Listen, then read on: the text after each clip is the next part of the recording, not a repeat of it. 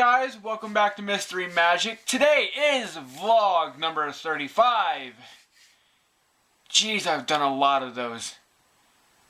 Ooh. Today is a very, very cool day because number one, I'm not sick anymore, so I feel a lot better. I actually feel awesome today, which is sick. I just now started cleaning up everything in the studio and I'm getting things put back together. And I've officially got a name for this room. I told you guys to basically ask me down, to basically tell me down below. Some people did, some people didn't. Totally fine. I don't really care. But I came up with an idea. This is the mystery room. I revealed it last Friday, the last video that I did. Check it out. It's a lot of cool. I showed my card collection and a little bit of really cool, fun stuff. And I found some new cool places to film, like this angle. Usually I film this angle, but it's cool to do different angles. Besides me cleaning the rest of the studio, the desk looks perfect. Camera equipment, cards all there. Everything is fully stocked. Batteries in the lights, batteries in the battery thing, cases there. I'm missing 2 of my cases, which kind of sucks. Don't ask about that. I don't know where I got that or why I have it, so just don't worry about it. Everything else is looking good, and I just have to clean up this stuff. This is all the garbage and trash. That is some costumes I gotta go put back in the costume box. That camera bag has to get moved. This light, I don't know where the lampshade went. That was from the video when I surprised my girlfriend. Everything else in here needs to be taken out. Need to find a new poster frame for that so I can put that away. And I got a bunch of stuff going on today. Also, I realized that we got 79 subscribers. So whoever subscribed, welcome to my channel. I hope you're having a really great day, an awesome day. And you're part of my family, which is awesome. So I'm feeling like I need to do something with you guys and do a community thing. So what I'm going to do basically is this. This Friday, sorry, I'm trying to do double work as well while I'm trying to get other things done. You know, here, I'll just do it this way.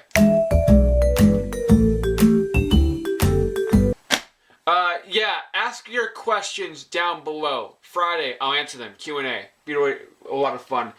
Where did I put my snake?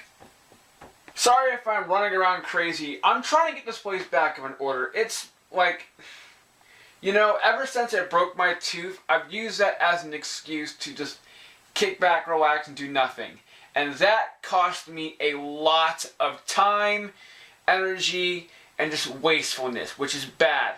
I hate putting negativity and stuff like that there. So, for me personally, I gotta get this done today. I gotta get everything in this room cleaned up. The mystery room needs to get repainted, re-cleaned up, everything. Also, I'm thinking of doing something really cool.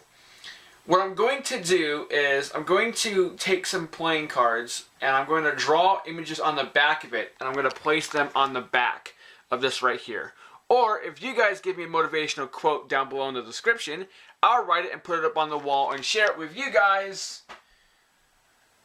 I guess. I don't know. It's just a stupid idea. But if I can draw on the back of a playing card, I might actually do it. It's a really crazy hectic day today. So the last couple of days have been kind of rough for me for 2 reasons. Recently, okay, so when I first started doing daily vlogs, I started doing it where I had myself on a schedule. At 8 o'clock, I would edit the video, get it and let it render overnight, then upload it the next morning. The problem is, I've done that for 3 weeks, and then I fell off of it last week. So literally, the last 2 videos that you guys seen were literally filmed on the same day, edited, and then posted on the exact same day. I hate losing sleep. Literally, I'm trying to get myself back on the schedule. It's hard. It's crazy. I gotta figure something out. But, no fear, because eventually this will work. Good grief. I still have to clean up from my card, picture thing, video, whatever it is. Just go check it out on my YouTube channel. Okay, so it's officially October. This is the part of the year where I sit down and do freaky, creepy magic. Now I want to ask you guys a really important question. Would you guys be okay if I showed you guys some creepy, scary, dangerous magic during this month? Now, when I say this, I literally mean that it's extremely dangerous. You should not try this stuff. And it's stupid, stunts, dumb things. Let me know down below with the questions for Friday. Speaking of, today is October, the beginning of October. I get to, if you guys basically have been with my channel for a long time, you guys would know that I keep track of the subscriber growth in the form of this chart right here. It grows and grows and grows, and I just added a little bit, and if you can see, there's a blue little circle on 75 subscribers. That means that we passed it, which we're at 79. Like I said, welcome. Yeah. Also, one of my favorite things to do is this. I get to look at the YouTube analytics on like the map, stuff like that. And it's really cool because you can go to like United States, you can go into detail of like where in the United States people are looking at you. Like there's some here, of course, we're from Michigan, all over the place.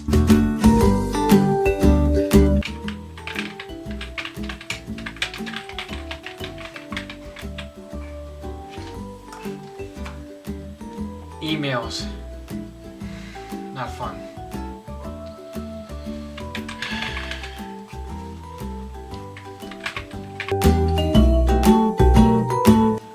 Oh, I'm gonna bash my head in. Why did I wait this long? Why did I wait this long?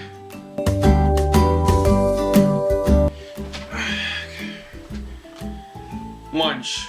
Surprisingly, very good and a different taste from chicken stuffing. I hate this broken tooth, but it's a blessing in disguise. Right now I'm doing show writing. If you guys are not familiar with what my job is, I'm a professional magician, which means I get to travel, do shows, stupid and crazy stunts, and a lot of times I need to write my shows out, and I do it in presentation, and it's kind of like, I don't know, but I have some stuff coming up, so I have to start writing and getting work done, and this macaroni and cheese is too good to nom. So what exactly is show writing? Well, for me, because I'm in the entertainment business, I have to write out every single one of my shows. So there's at least some form of a skeleton to go off of. And the only way for me to basically explain it is basically this. Number one, when people go and buy a ticket to go see a show, and they go sit down, they watch and they go, okay, yeah, cool, that's really awesome. Then they leave and go home, that's it. But for the performer, it's, I wake up, I go and practice, write everything out, figure out how I want the show to go. How am I going to start it? Because of course, every single audience is different.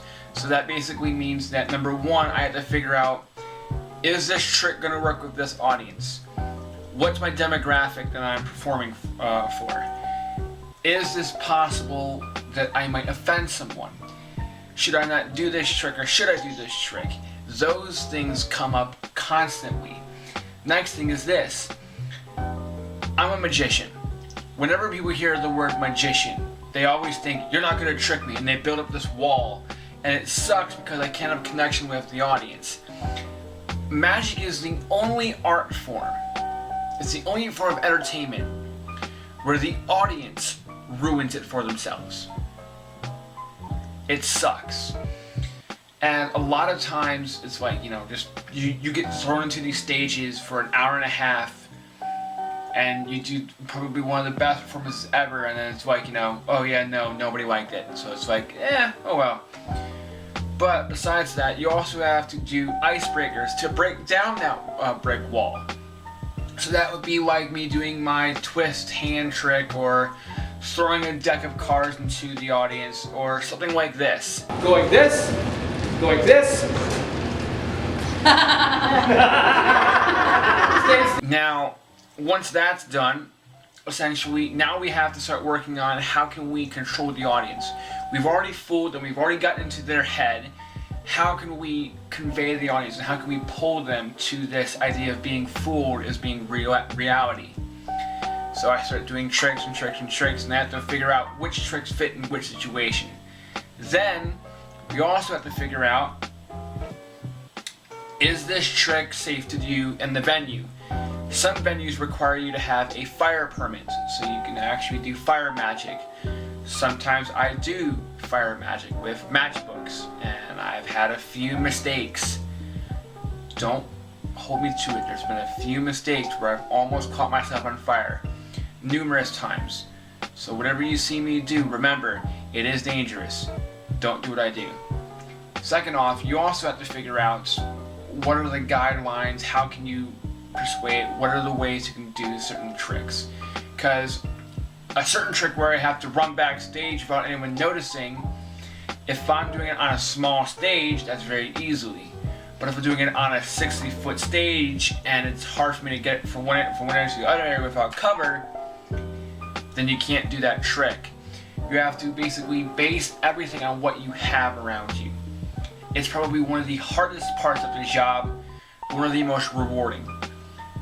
A lot of times when I go and watch magic shows, or I see magic shows, one of the things that I always want to do is I want to keep myself as genuine as possible. I want to make sure that there's a message behind the magic instead of just, hey, look at me as I do hocus pocus stuff. Here's a rabbit, now here's a duck, now here's a chicken, now here's a, never mind about that.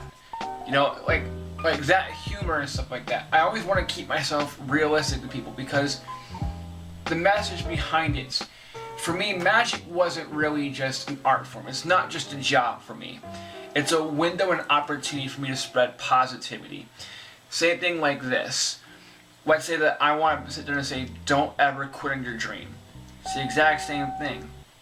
If I'm out there on stage and I'm performing a trick, and this trick, I can kind of spin a trick a certain way to get a certain reaction, or kind of like that gut wrenching like reaction of like, oh wow, that really made me think.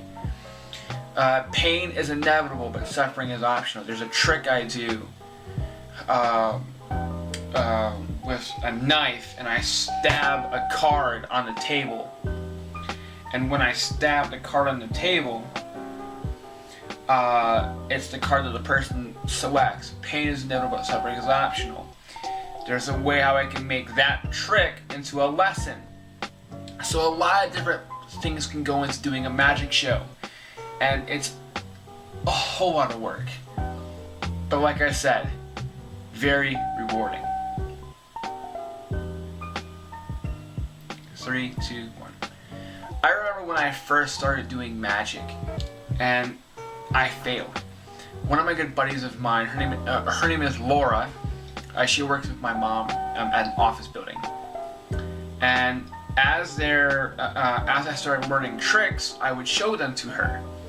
Well, of course, I was terrible. Like, I sucked. I was the worst of the worst. So literally, every single time she'd be like, oh, I see how you're doing it. I see how you're doing it. Here's how you did it this time. Keep working on it, keep working on it. That motivation of, okay, if she can see me, I don't want her to see me. Now I show her a trick and she's like, okay, I don't understand anything. Like, I don't get it. Like, you're blowing my mind, dude. Like, it's awesome. It's so much fun just to be able to do that. And to see the progress over a short time, 4 years of doing that. That's how, that's how quickly it gets. And I also remember my first ever actual job from magic. And I guess I'll tell you guys the story. So, at my high school, we have this grand theater. If you look at my Instagram, you'll be able to see it. It's down, I'll leave it down below. And the grand theater was basically this awesome place. And I got to work there in a class, and it was a lot of fun. as we were working there, I thought to myself, you know, it'd be a really cool idea to do something for someone else. Like if I could do like a charity event. So I started up and I said, hey, can any of the clubs help me do a magic show at my high school, where I can go perform and raise money for breast cancer awareness or something like that, or a small local charity. Everyone thought it was a great idea, but the school faculty said, I can't. The school literally said that I can't, even though that everyone else had my back and said that they would do it. I literally had the papers in my hands with everyone's name on it, and they didn't let me do it. I was going to go work for a charity for free, do a full show for free, but they didn't let me. But at the exact same time, I was a little bit upset, but you know what? If they don't want me to do it, they don't want me to do it. That's totally fine. But they're gonna miss out on an opportunity. What happened was 2 days later, after they told me no, I got a phone call saying, hey, would you like to come work for Toys for Tots in the Detroit Hard Rock Cafe? And I get paid. I wasn't going to get paid with the other thing. So literally that was my first ever actual job. And it was so much fun. I got there, did walk around magic, and it was a blast. I fooled every single person. It was a great time and a very, very cool blessing on my part. So, that was that. I don't really know what else I gotta do today, but I know that I got a lot of work to do. This vlog is just gonna be a really quick one. If it's long, I'm sorry. If it's not long, I don't know what else to say. But, hope you guys enjoyed. We're doing a Q&A Friday, so please ask your questions down below. Don't be shy to ask me anything. I'm a very, very polite person, and I'll answer it honestly. And trust me, if you need any help with anything, ask down below. I think I might know a few things. Thanks, guys.